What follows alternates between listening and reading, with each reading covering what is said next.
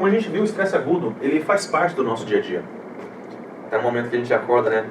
Para alguns é um pouco mais intenso, para outros é muito mais fácil, mas ele faz parte. Inclusive, quando nós enfrentamos alguns desafios, é justamente por conta do estresse que a gente fica mais alerta. Com a liberação do cortisol, da adrenalina, que a gente vai ficar mais atento ali, mais determinado, em direção àquele objetivo, em direção àquela tarefa. E esse aqui é o gráfico da lei de Aikens-Olson, que mostra que a ausência de estresse, ela provoca tédio. É aquele momento onde eu não sinto motivação e simplesmente vou levado ali com a maré. Quando eu tenho um desafio e eu realmente dou importância para esse desafio, eu começo a aumentar os meus níveis de estresse, começo a ficar mais atento e isso começa a me deixar mais disposto. O principal problema é quando a gente começa a extrapolar esses limites, quando a gente começa a enfrentar picos cada vez maiores de estresse. Aí a gente começa a entrar na exaustão, na fadiga, e aí entra aquele caso lá da síndrome de burnout. Esse aqui é o gráfico do flow, que é muito estudado na psicologia positiva. Aqui a gente vai relacionar o desafio com a habilidade, seja das pessoas, dos indivíduos ou das equipes também. Imagine que você contrata uma pessoa para integrar na sua equipe que tem habilidades extraordinárias, um currículo excelente, muitas habilidades, e ele simplesmente foi contratado para fazer algo repetitivo, muitas vezes maçante, ou seja, a habilidade dele é muito alta, mas o desafio que ele enfrenta é baixo. Isso vai gerar apatia, vai gerar tédio, a desmotivação. Do outro lado também é importante a gente entender, imagina que você contratou um estagiário que ainda não tem suas habilidades desenvolvidas, ainda está começando a aprender e joga uma demanda muito grande, desafios muito elevados. Eu vou gerar ansiedade, vou gerar preocupações. Seja o estagiário, seja qualquer outro funcionário. Isso aqui é uma parte muito importante, principalmente para os líderes. Para quem está diretamente relacionado com as equipes, está atento ao nível dos desafios que eu vou estar trazendo para essas equipes. E o ideal é, à medida que eu vou aumentando os desafios, conforme o crescimento das habilidades. E aí até existe esse momento quando os desafios são muito elevados, mas as habilidades são muito elevadas também, entrando no estado de flow, o estado de fluxo, que é aquele momento que a psicologia positiva descreve como um estado ideal, onde eu consigo empregar o melhor do meu potencial, todas as minhas habilidades. É um momento onde a gente se torna mais criativo, se torna mais motivado, determinado. Muitas vezes quando a gente está totalmente engajado numa tarefa e perde completamente a noção do tempo. Inclusive, se esquece de sentir fome, se esquece de sentir sede. Então, quanto mais desses estados de fluxo, de flow, nós temos no nosso dia a dia, mais realizado nós vamos nos sentir. O principal problema do estresse é, como a gente viu, a gente extrapolar a medida ideal. Quando a gente começa a enfrentar cada vez mais demandas que nos deixam estressados, e principalmente quando a gente não consegue voltar ao nosso estado normal, que é aquele momento lá quando a gente começa com aquela ruminação mental, a gente enfrentou um problema, foi resolvido, mas futuramente eu vou ter que passar por aquilo de novo. E eu começo a imaginar como que vai ser, começo a me preocupar com isso.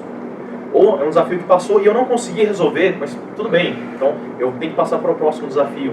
Só que eu fico com aquilo na cabeça, eu fico com aqueles pensamentos e mantenho esse estado de estresse. E logo em seguida vem um outro momento, um outro desafio, um outro problema para resolver, e aí eu começo a entrar num quadro cada vez mais danoso. E justamente esse ponto, quando eu enfrento vários e vários momentos desse estresse agudo, sem voltar no meu estágio natural, sem voltar à homeostase, é que eu começo a apresentar algumas características do estresse crônico. Ele vai contribuindo para chegar nesse estado aqui que é um pouco mais grave, é um pouco mais danoso. E o principal relato de quem começa a entrar nessa esfera do estresse crônico é: eu não vejo saída. Eu simplesmente não encontro solução. Que é aquele momento que a gente não consegue enxergar qualquer solução para aquele problema por estar muito imerso somente no problema. A gente fica tão focado naquela situação, naquele problema, que não consegue ter aquele olhar externo, não consegue dar o zoom out. Um outro ponto que contribui muito para esse estresse crônico são as horas excessivas de trabalho. Quando a gente acaba fazendo muitas horas extras, acaba sacrificando o horário de almoço, acaba sacrificando o final de semana, acaba levando o trabalho para casa. Tudo isso começa a contribuir para esse estresse crônico.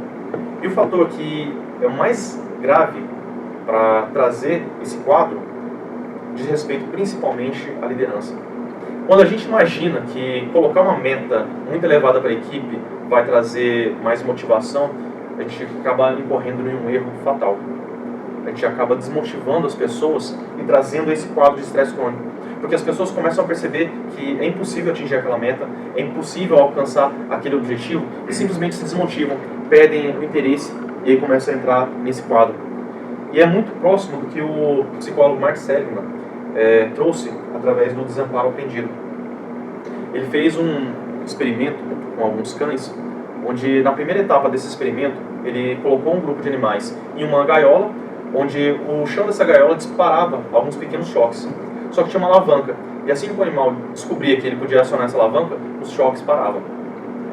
E o segundo grupo desses cães foi colocado em uma gaiola parecida, que também emitia esses pequenos choques, mas não tinha alavanca e não tinha nada que eles pudessem fazer a esse respeito.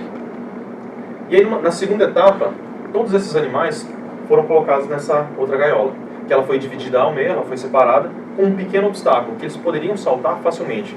Só que de um lado tinha a emissão desses pequenos choques, e do outro lado não tinha o choque. E o que aconteceu?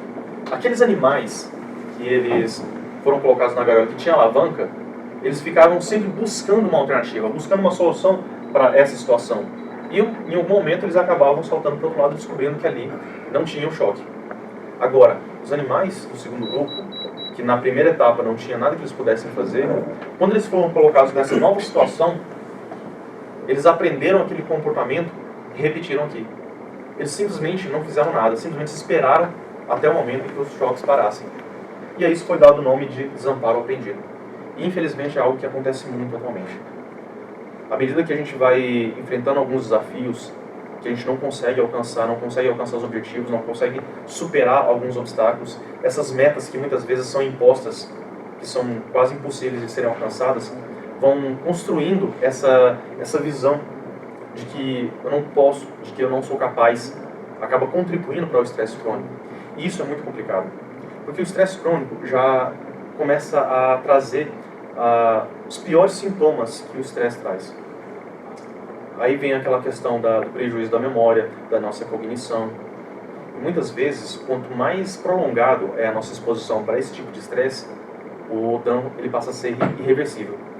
Então, por isso que é tão importante a gente começar a entender sobre isso e divulgar, e conversar com os nossos amigos, conversar com aquele colega que muitas vezes está enfrentando algum quadro nesse sentido. E muitas vezes os sintomas do estresse crônico, eles são parecidos com o da depressão. Só que os remédios que funcionam, que ajudam na depressão, eles não ajudam na questão do estresse. E a pessoa acaba perdurando nesse quadro durante muito tempo até conseguir identificar essa situação. E um outro ponto também que vai acontecendo, a gente acaba preso em um turbilhão, numa espiral negativa. Como a gente viu lá que o Daniel Goleman ele traz 5 preceitos, as 5 bases para a inteligência emocional, quando a gente está nesse estado, a gente começa a fazer o caminho contrário. Primeiro, a gente deixa de se preocupar com as emoções das outras pessoas. A gente não passa a não perceber mais os sentimentos. A gente fica simplesmente cego para as demandas, para as necessidades das outras pessoas. E aí, quando a gente chega naquela parte do estresse crônico, a gente começa a se sentir desmotivado. A gente não sente mais vontade de alcançar aquele objetivo, vontade nenhuma sequer de ir trabalhar. E aí, depois disso, a gente acaba permitindo que as nossas emoções nos controlem. É aquele fato lá quando eu começo a ter aquele descontrole, eu começo a explodir em fúria. Muitas vezes a gente vê um colega que está realmente enfrentando um estresse muito elevado e começa a explodir por qualquer coisa. E aí, por último, ele simplesmente deixa de perceber as próprias emoções. É simplesmente levado, como se fosse um barquinho à deriva no mar, no meio de uma tempestade.